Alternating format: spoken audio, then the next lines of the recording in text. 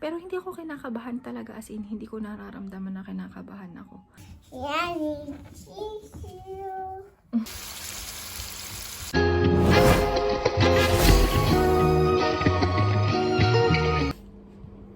Today is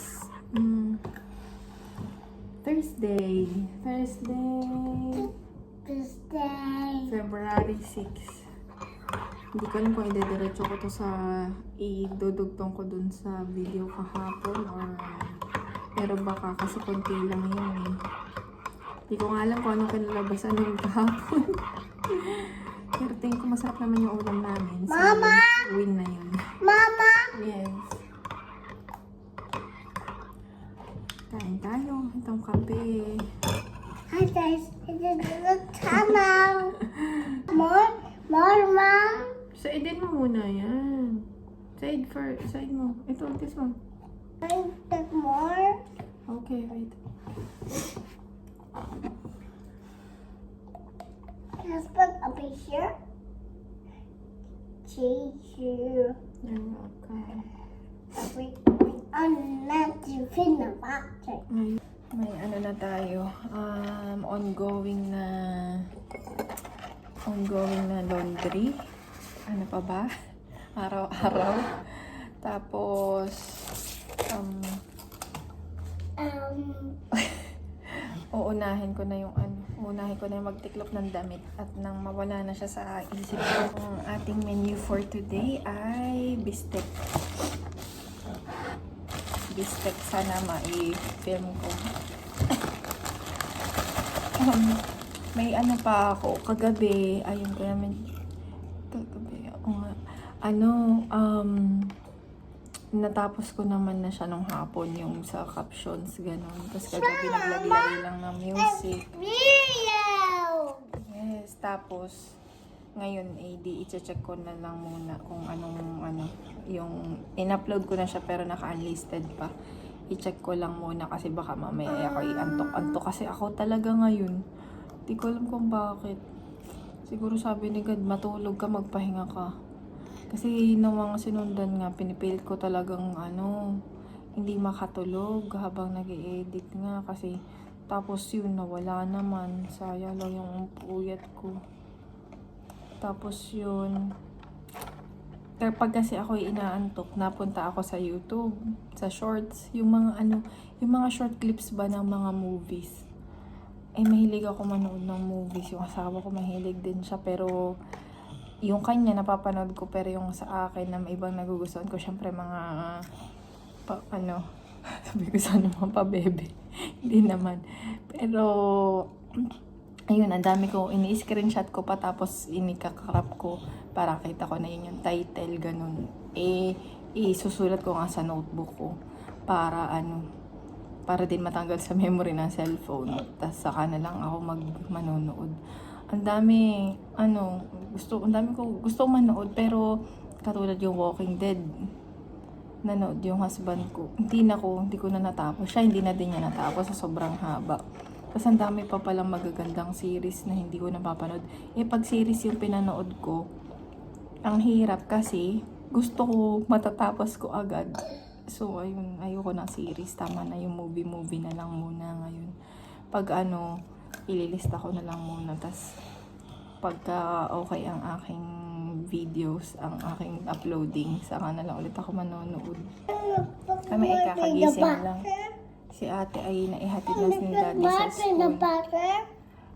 Saidin mo muna yan. Naalala ko si Ate Claire, ang Tagalog nun. Parang ang una niyang Tagalog na natutunan yung word na said. Pagpipainumin ng vitamins. Said. Ayun, tawag si daddy.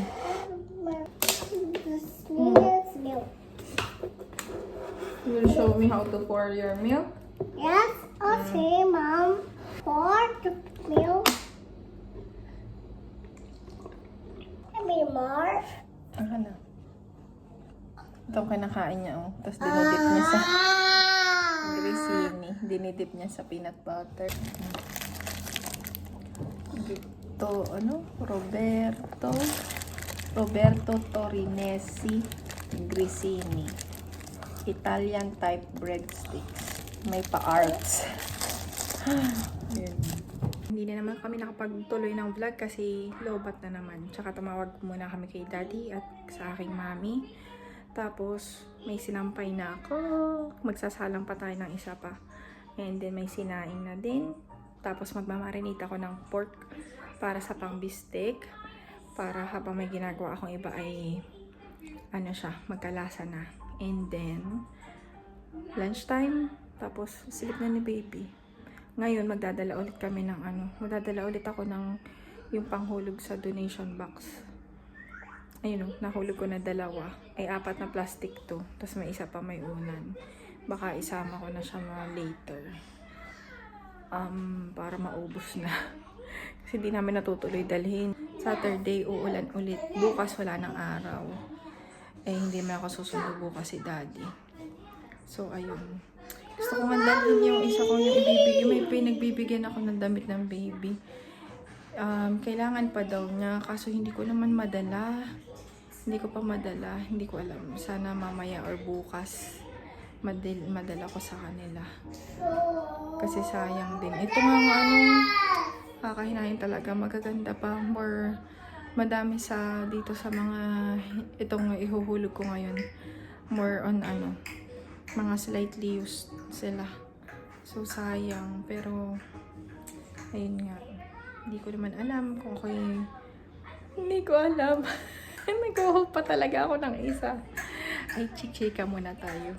Ayun, chichika muna ako. Yung tungkol sa pagbe-baby. And, ang totoo, ang hirap talaga. Mahirap dito mag-baby. Anak ako dun sa panganay ko. Ayun, ikakwento ko pala yun. Yung nanganak ako sa panganay ko, dinugo ako. May ubo-ubo akong konti that time. Pero, yun nga, buong ko, syempre tuwing magpipi, chine-check ko kung may blood, ganyan. Wala, as in, noon ay 35 weeks and 2 days. Parang ganun. Iidlip muna. Nung time pa na yon, lagi kong naisa-isip yung hugasin kong pinggan. Sabi ko, ngayon nga ay ipi-free ko muna yung isip ko. Ipi-free ko muna yung isip ko sa hugasin. Hahayaan ko na lang siya. Parang let it go. Hayaan mo muna. Mamaya mo na lang gawin. Huwag mo na isipin. Matulog ka muna. Hapon na yun. Kasi yun nga, antok ako. So sabi ko, matutulog muna ako.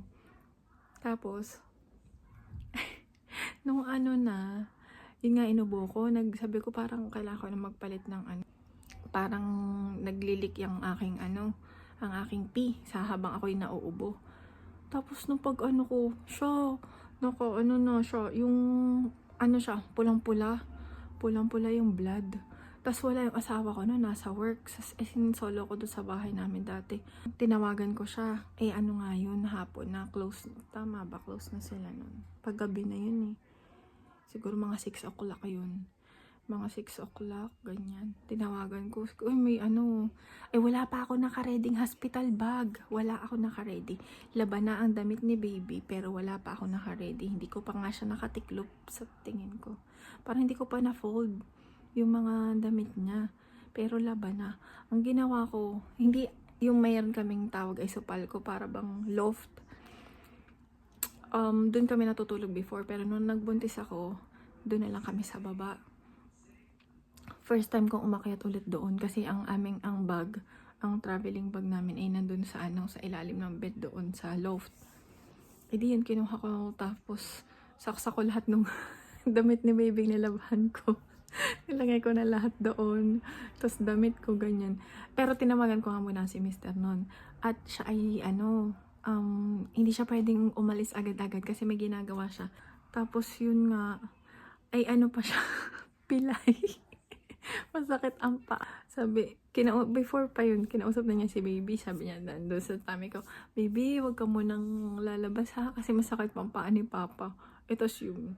Yun, nung matapos niya yung niya, sinabi niya muna sa akin, tawag mo si ate, hindi pa ako agad-agad. Di yun, tinawagan ko yung hipag ko. Nasa trabaho din siya.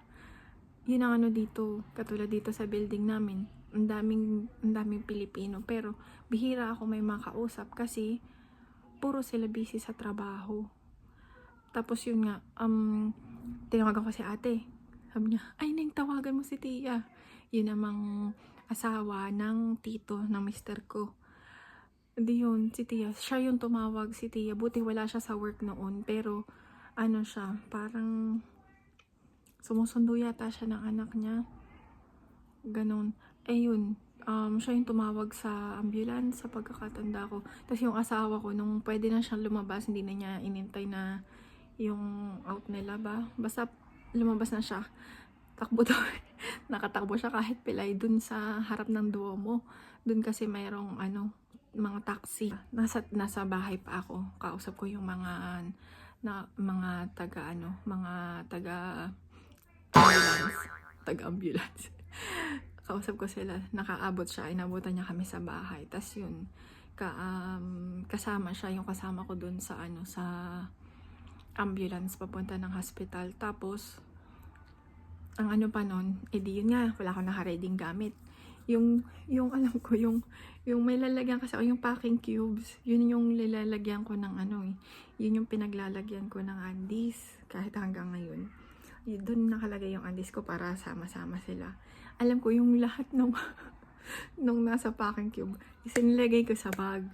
Tapos, dahil may naisip pa ako na ilalagay ko, at yung packing cube, syempre, naka-intact naman siya, tinanggal ko si packing cube, nilagay ko yung ilalagay ko. At si undies, yung packing na nasa packing cube, hindi ko na naibalik. Kaya nung gabi, na hinahanap na ng nurse ang aking undies. Kaya nilagay ko dyan. Wala daw makita yung asawa ko. Nag-improvise yung nurse. Buti na lang. Kaya ako na emergency CS. Kasi detached placenta. Yun yung na yun, hiningi pa namin yung tungkol doon sa aking panganganak sa first ko. Nung para doon naman dito sa second pregnancy ko. So yun, may pinatake silang extrang medicine sa akin para hindi maulit na maagang lumabas si baby. Yun, akala ko nung sa panganay ko, akala ko hindi pa ako aanak. Kaso, ayun, basta wala akong nararamdaman. Thank God, wala akong nararamdaman na kahit anong sakit. Alay na ako. Wala akong nararamdaman na kahit anong sakit. Tinatanong ng OB, wala talaga.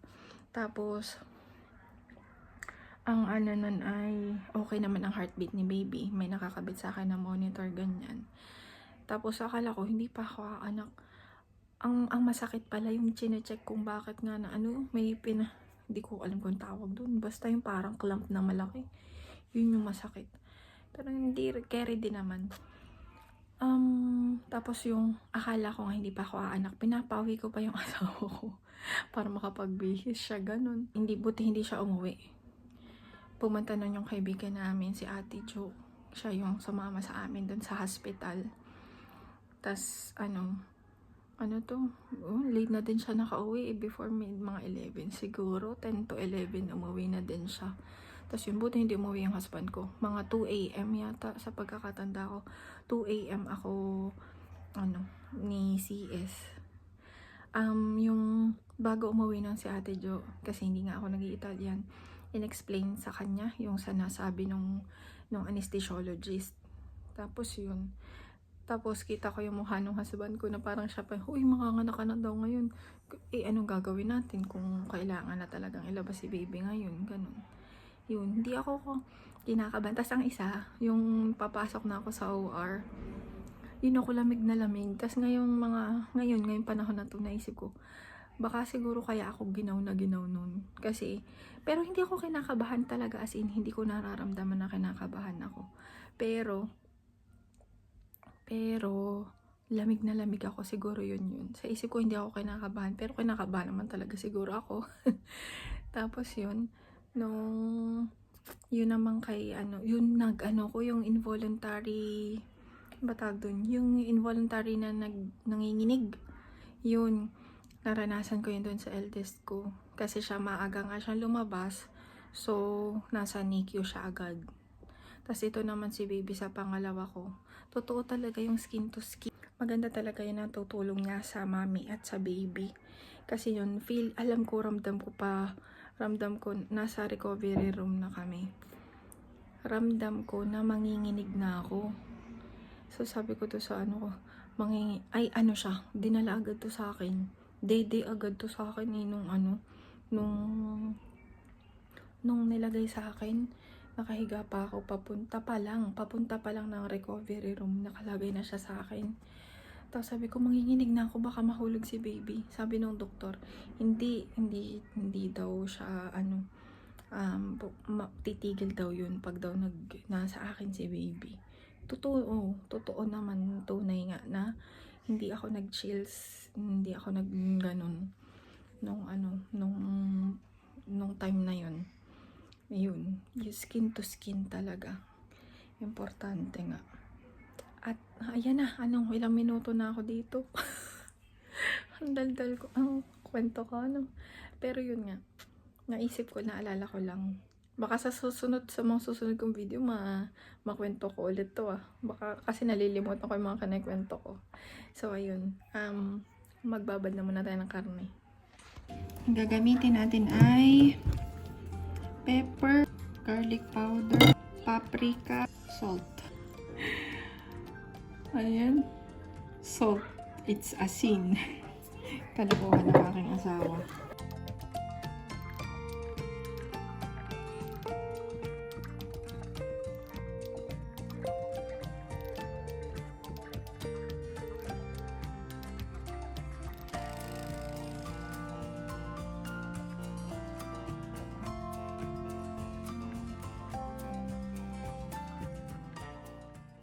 Lagay muna natin yung iba.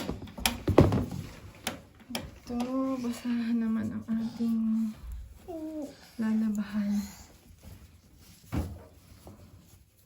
Ayan, Mom. Open, you need to open like this. Shake.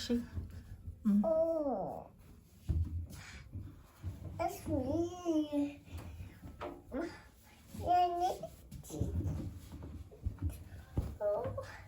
Yanni, tissue. Yanni, tissue, Mama. You're welcome. Yanni, Tara. Okay. Now we need to put soap. Soup.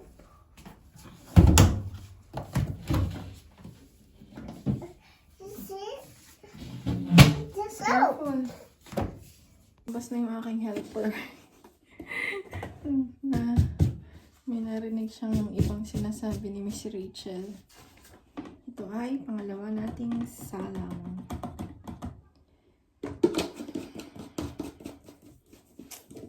Talaga ako.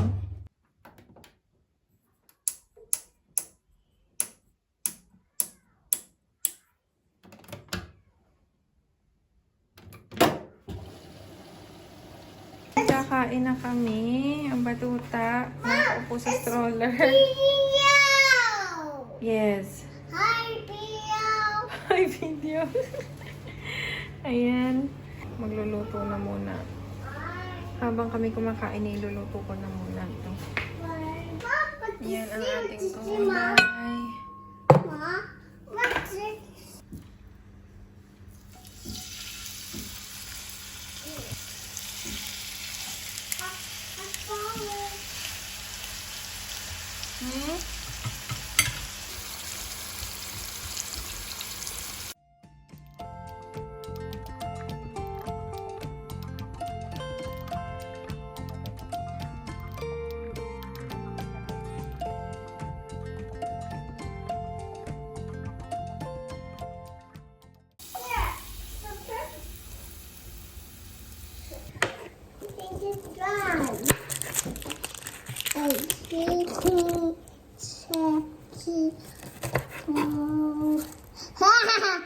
I didn't know it. Hi, Mama. I'm Barbie. Ay, ouchie yan sa eyes. It can be ouchie on your eyes, please. Just look. I am carrot. No, there's no carrots. Garlic only and Carrot. peppers. So, one it. Garlic and onion. Carrot and onions. Eat it. Hamburger. Oh, yeah. Oh, it's